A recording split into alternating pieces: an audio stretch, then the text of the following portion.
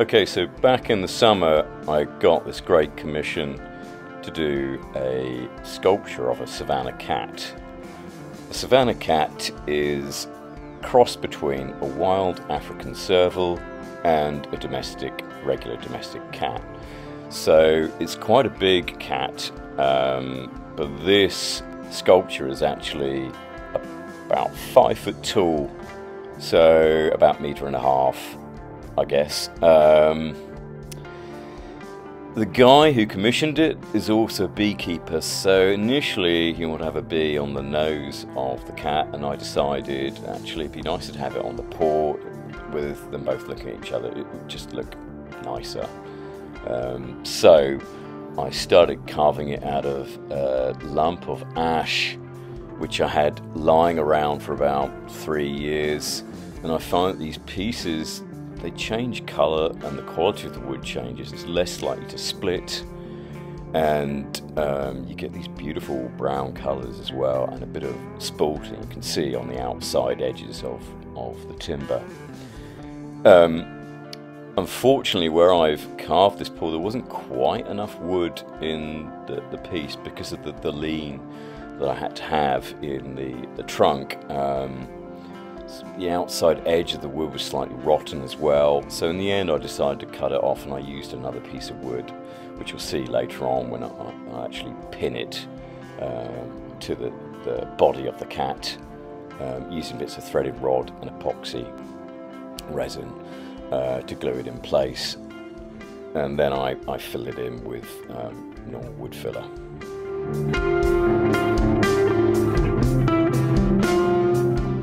So the initial chainsaw carving was done out in the wood. I upended the piece of wood so it was upright, and I got most of the weight off of the cat. And then I find rough carving, I spend quite a bit of time on that, because I want to leave enough wood behind to then carve in the finer details, and that's the tricky part, and making sure that you get everything to scale as well, so all the proportions are right. So I gradually slow down the further and further I get into the piece, as I reveal each layer of detail.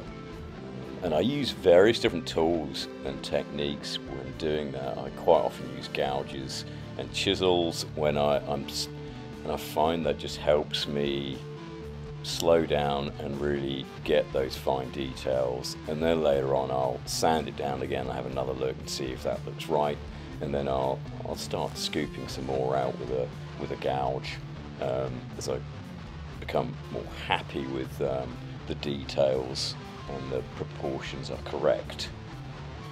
As you can see now, there's some cracks that have appeared.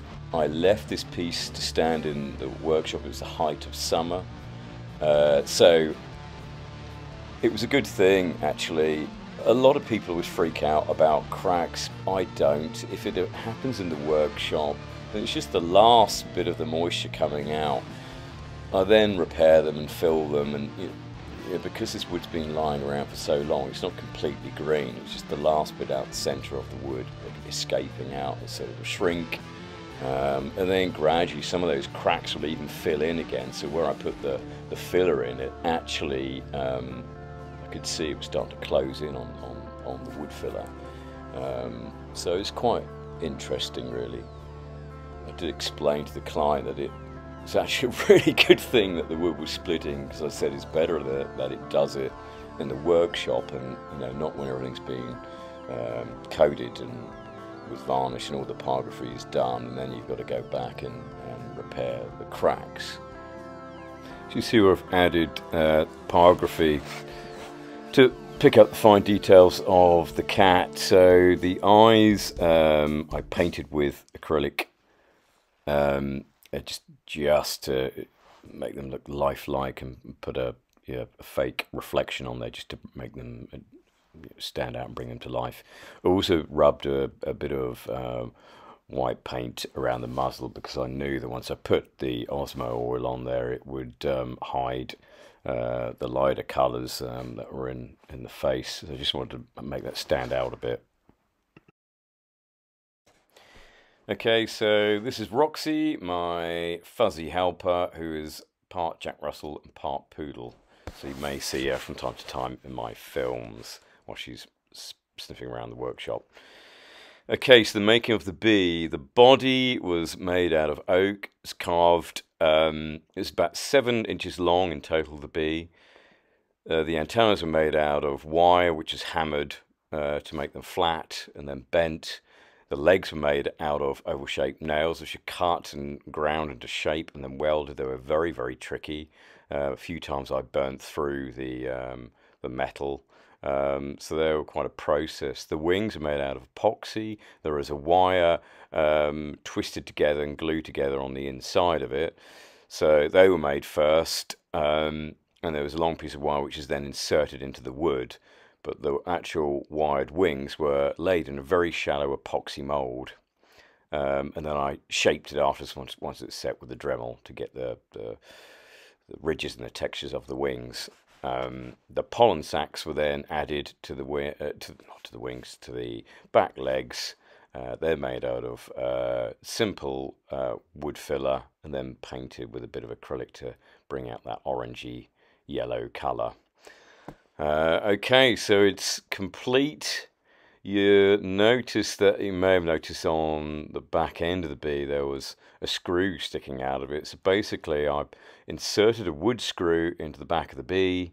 I wanted to give it the impression that it was actually still flying, and the paw was just touching it. So I put in a wood screw in the back end of the bee, and then I cut the end off and then ground a point onto it, drilled a pilot hole in the paw, and then it could be screwed into the top. It was then super glued in once I got it on site. So, they travel together separately.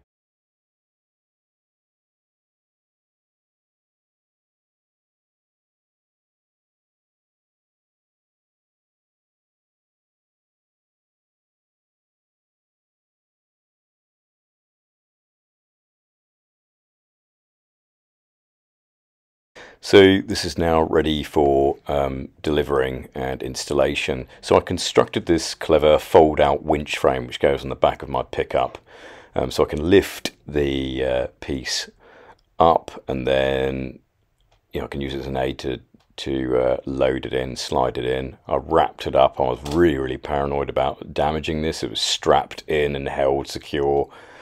And then I use the winch to lower it down, because I put 2 pins which go through this sandstone and then into the concrete. Which you can see here, it is the end piece installed. And this is me meeting the savannah cats. Right. Hello.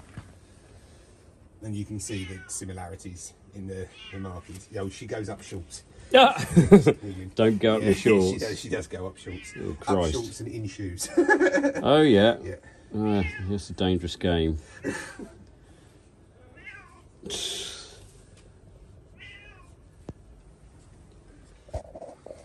Mish, come up. Come on. Maybe you're not feeling like coming up because of your tummy. Yeah, it might be it. You're feeling a bit heavy, are you? Yeah. Hamish? Oh, no, you don't want to go in my shoe. Oh, but I do. It's nice and smelly, is it? Lovely. It's like I must scent mark you. She's basically, with Savannahs, they've got scent glands just here and here. And that's that's what she's doing. She's rubbing herself on you.